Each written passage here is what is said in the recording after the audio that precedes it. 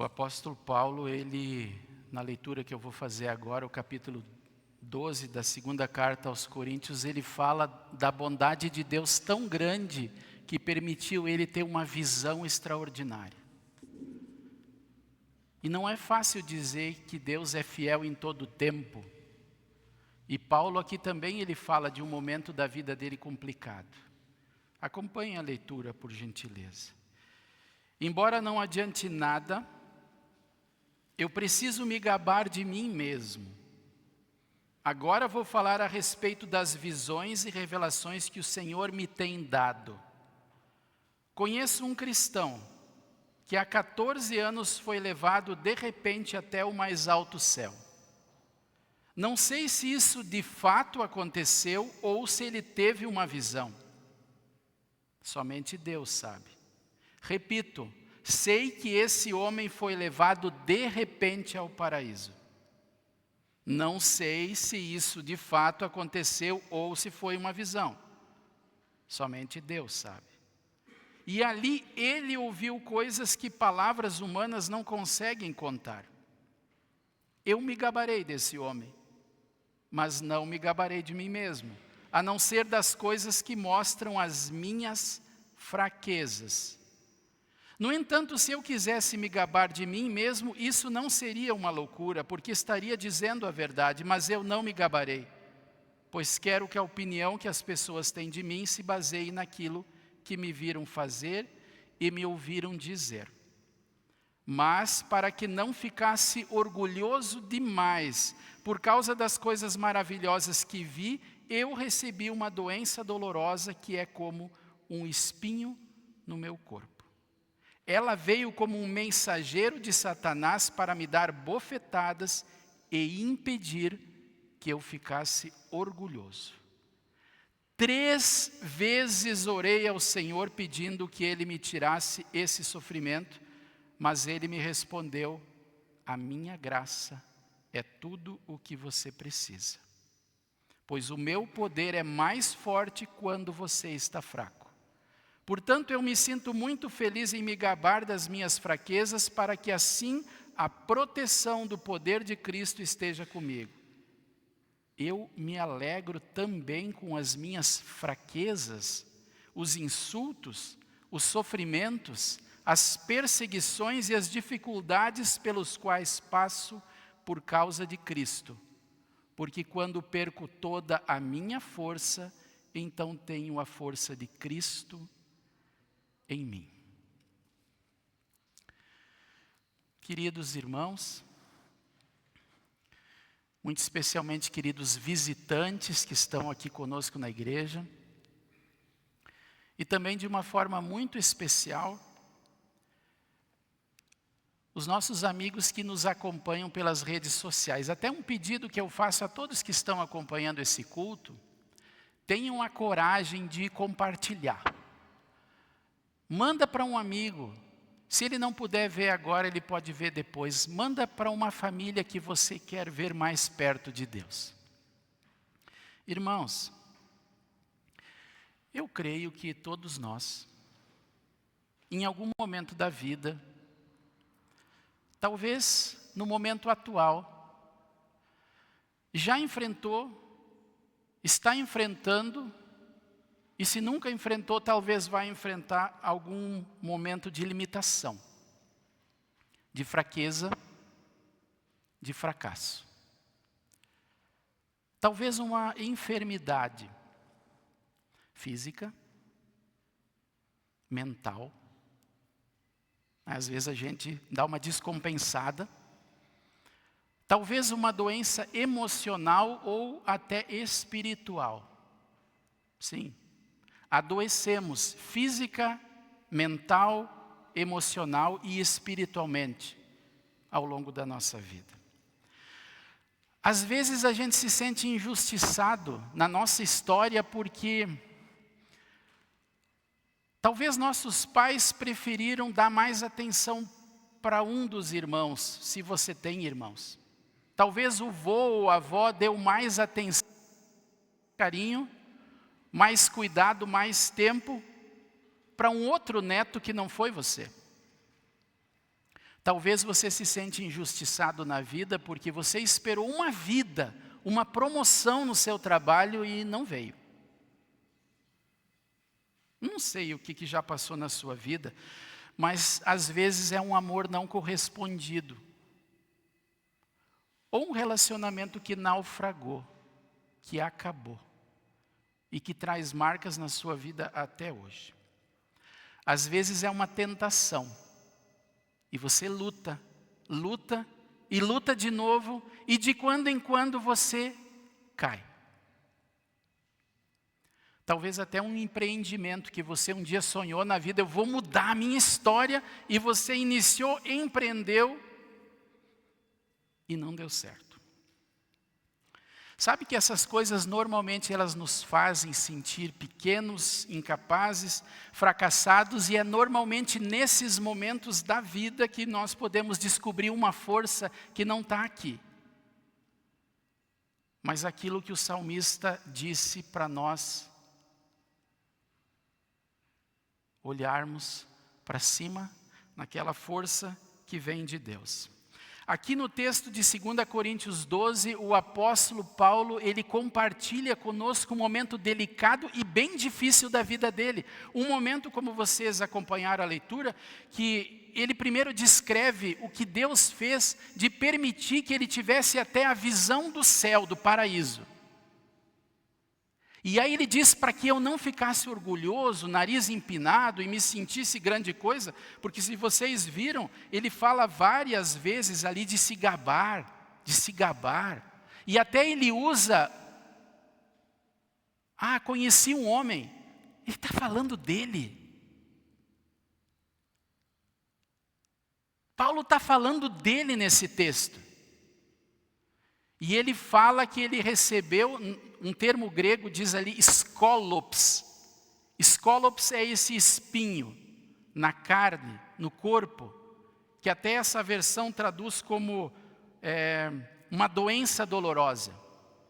A gente não sabe, na verdade, o que era esse espinho na carne.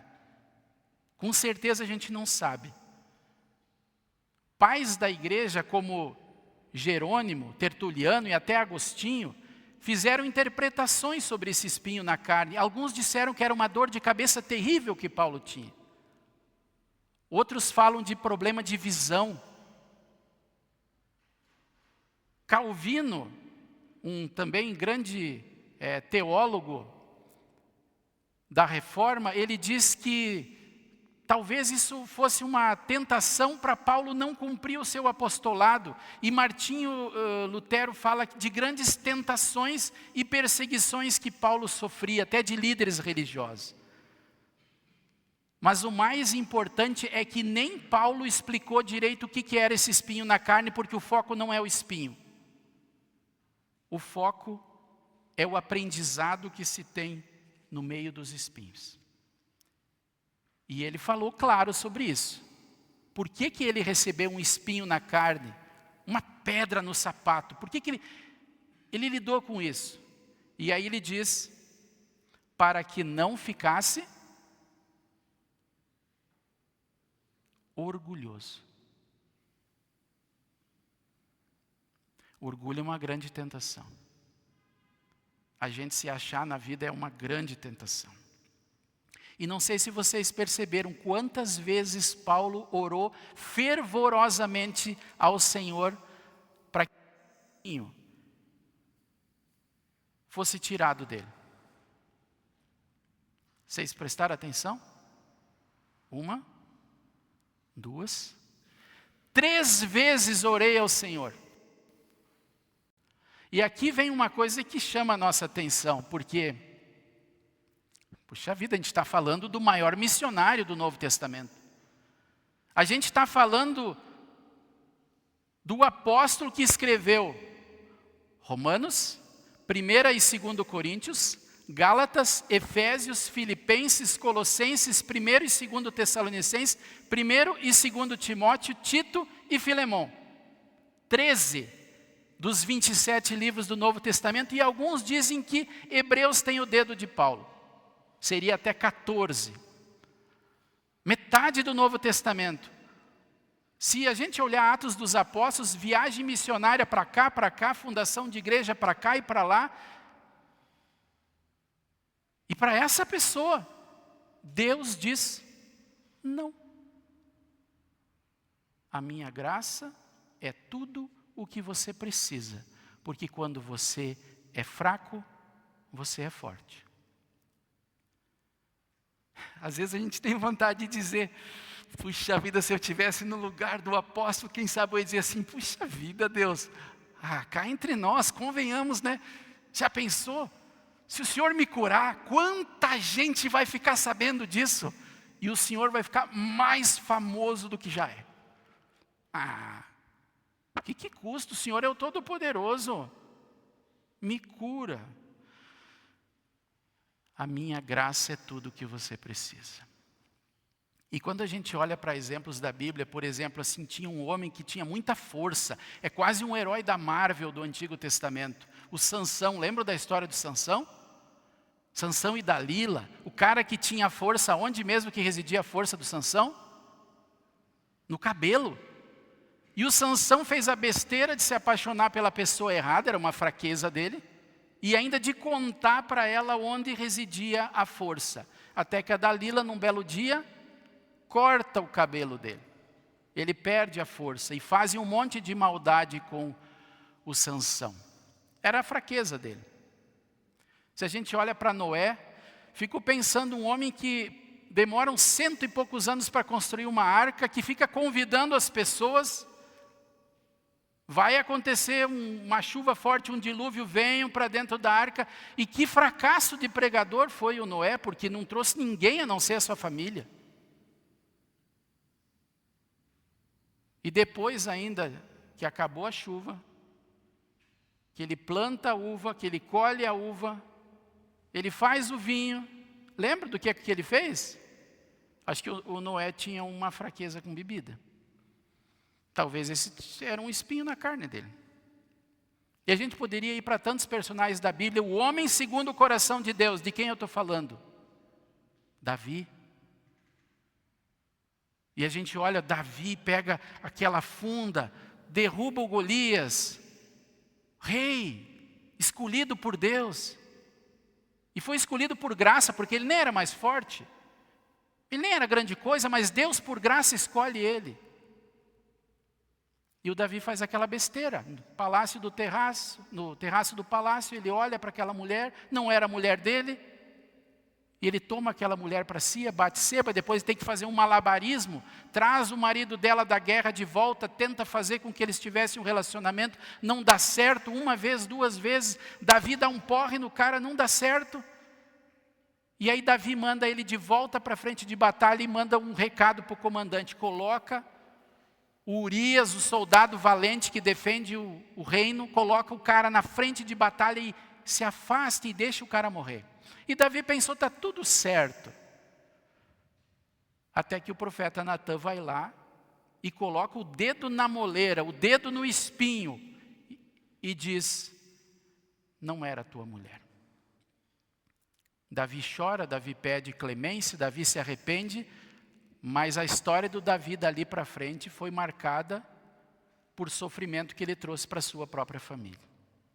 Fraquezas e fracassos dos personagens bíblicos. Quando Deus chama Moisés, Moisés diz para Deus, eu não posso ir lá no faraó pedir liberdade para o povo, porque eu não sei nem falar direito, eu sou gago, pesado de língua. E aí Deus diz, quem fez a boca?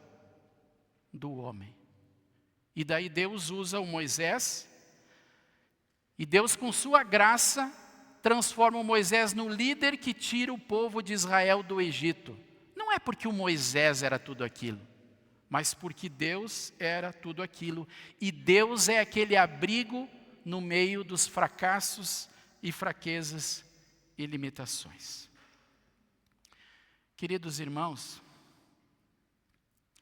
eu creio que se você olhar para a sua vida e eu olhar para a minha, a gente tem os nossos espinhos, né?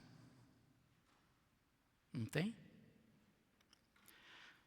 Como eu mencionei, uma doença, uma carência, um problema emocional. Às vezes a gente tem uma timidez além da conta. Uma ação passada que não conseguimos nos livrar, traz o pensamento volta e meia, vem de novo. Uma tentação que nos faz tropeçar repetidas vezes, um fracasso. E sabe que isso que Paulo diz no texto de 2 Coríntios capítulo 12, a minha graça te basta, a palavra de Deus para ele, são os lembretes do Senhor para os pecadores imperfeitos que somos nós. Os lembretes de Deus do principal, que não é o espinho, mas é a graça de Deus. Queridos, guardem uma coisa nessa manhã. Por nossa própria força, mas a gente vai cair muitas vezes. E nós precisamos lembrar daquilo que Paulo escreveu em Filipenses 4, com a força que Cristo me dá, eu posso enfrentar. Ou como a gente aprendeu, talvez muitos aprenderam, tudo posso naquele que me fortalece. Não é em mim, mas eu posso no Senhor. E eu quero lembrar para vocês nessa manhã, o que eu estou dizendo aqui hoje, não apenas parece que vai contra o discurso de muitos pregadores hoje em dia. Não é que parece, é que vai contra mesmo. Porque hoje, quando a gente muda de canal para canal e escuta um pregador, ou quando a gente vai passando o celular por videozinhos de pregadores, de muitos, a gente ouve coisas mais ou menos assim. Se você tem fé, Deus vai te honrar. Presta atenção nisso. Deus vai honrar um miserável pecador que ele conhece toda a história, ou são os miseráveis pecadores que vão e devem honrar a Deus? Se ele fizer, não é por honra, é por graça. 100% graça. Eu escuto muito isso. Se você quer, você pode, basta ter fé. E ainda falam em fé inteligente. Mas sabe o que a Bíblia fala de fé? A Bíblia diz que fé é a certeza de coisas que nós não vemos. É confiança, quando o coração quer desconfiar. É crer sem ver. Não é fé inteligente. É fé que confia. Irmãos, se vocês têm a Bíblia de vocês, por favor, abram. A Bíblia em Isaías capítulo 43. Isaías 43, Antigo Testamento, Salmos, Provérbios, Eclesiastes, Cânticos, Isaías 43.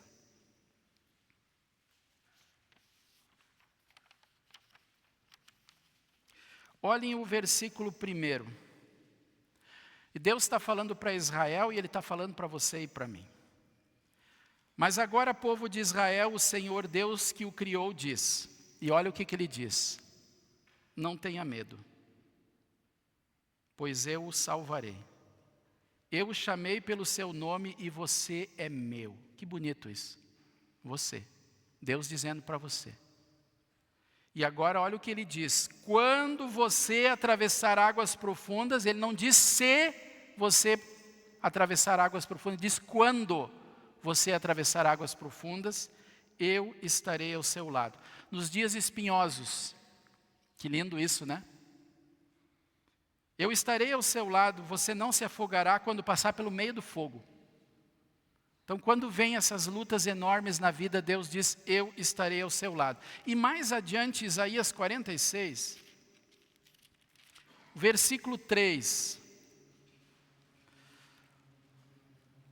Diz ali, escute, povo de Israel. Isaías 46, 3, escute, povo de Israel. E aí, pula em 2 linhas, diz assim, desde que vocês nasceram eu os tenho carregado. E isso é graça de Deus. Desde que vocês nasceram eu os tenho carregado, sempre cuidei de vocês. É graça de Deus. E olha o que ele diz, e quando ficarem velhos, vocês vão mudar. Vocês vão ficar diferentes, mas eu serei o mesmo, Deus. Cuidarei de vocês quando tiverem. E esse texto aqui eu me realizo com ele. Cuidarei de vocês quando tiverem cabelos brancos.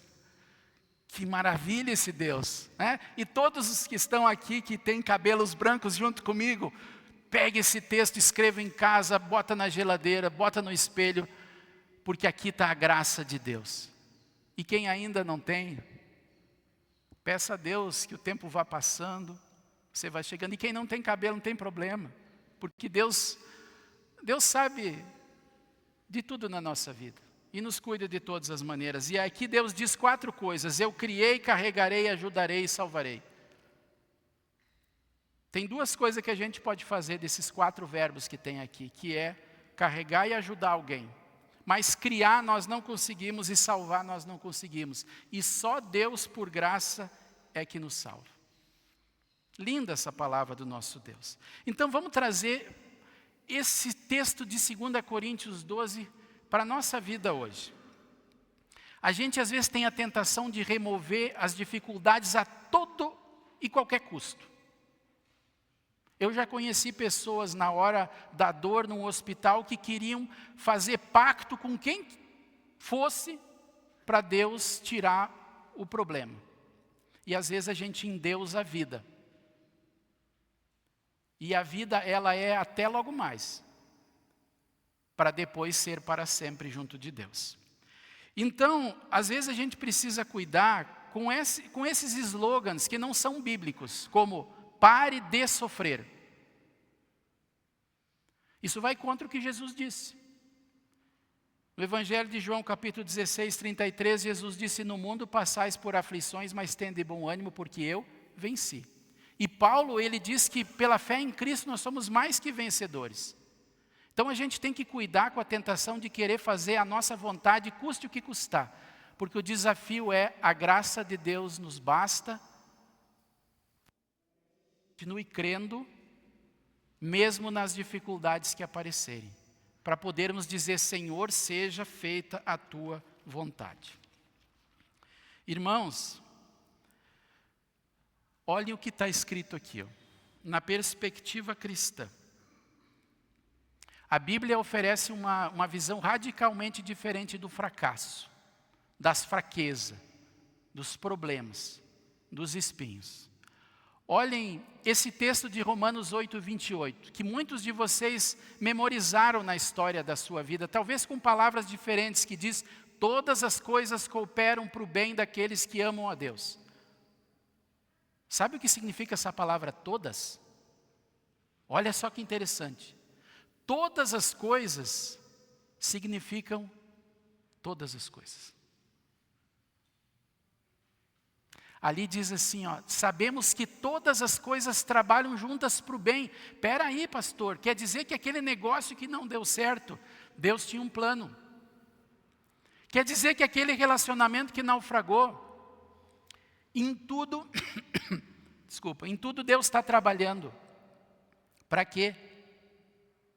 Olha o que Paulo disse, que o espinho foi dado para que ele não ficasse orgulhoso, para que ele baixasse a crista, baixasse o nariz e soubesse olhar para o lugar certo. Deus tem um plano, é o que diz. Deus nos chama de acordo com o plano dele. A perspectiva cristã, na perspectiva cristã, o espinho é uma ferramenta que Deus usa para moldar o nosso caráter e fortalecer a nossa fé. E em tudo Deus está nos moldando, e se a gente não for cabeça dura, nos mudando. Através dos espinhos aprendemos a depender mais de Deus e menos das nossas próprias forças. Os espinhos, eles têm esse objetivo. O propósito de Deus, essa perspectiva, nos ajuda a ver o espinho como uma oportunidade de experimentar a graça de Deus de maneira mais profunda. O espinho nos ajuda a experimentar a graça de Deus. Olhar para o lugar certo. Não é para o chão, não é para o dedão, é para o Senhor. Quando passamos por lutas, problemas, sofrimentos, estamos numa posição de humildade que nos permite reconhecer a nossa necessidade de Deus, a nossa dependência e a sua capacidade de transformar a nossa fraqueza em força. Olhem isso. Em Cristo não havia pecado, mas Deus colocou sobre Cristo a culpa dos nossos pecados. Olhem que profundo isso. O Filho de Deus entende de fraqueza porque foi justamente no momento de maior fraqueza de Jesus. Tem fraqueza maior do que a morte? E por causa da sua morte, Jesus fez uma troca conosco, quando nós cremos nele como nosso Salvador e Senhor. Olha o que nós recebemos. Eu acho tão linda essa frase. Senhor Jesus Cristo, Tu é minha justiça, e eu sou o Teu pecado. Tu tomaste sobre Ti o que é meu, e o que é meu? Pecado, fracasso, fraqueza, espinhos. Tu tomaste sobre Ti o que é meu e me deste o que é Teu. E por essa troca eu Te agradeço, Te louvo e Te sirvo. Que troca bendita. Queridos, os espinhos, nós os teremos. A presença de Deus, nós teremos. Os espinhos, nesta vida, eles têm data de validade. Até quando Deus nos chamar. Porque então lá, não vai mais ter luto, nem luta, nem morte, nem dor, nem fracasso, nem fraqueza. E as nossas lágrimas serão enxugadas pelo próprio Senhor. Isso é lá. E enquanto estamos aqui, a minha graça te basta. Porque quando tu és fraco, tu és forte, diz o Senhor. Amém.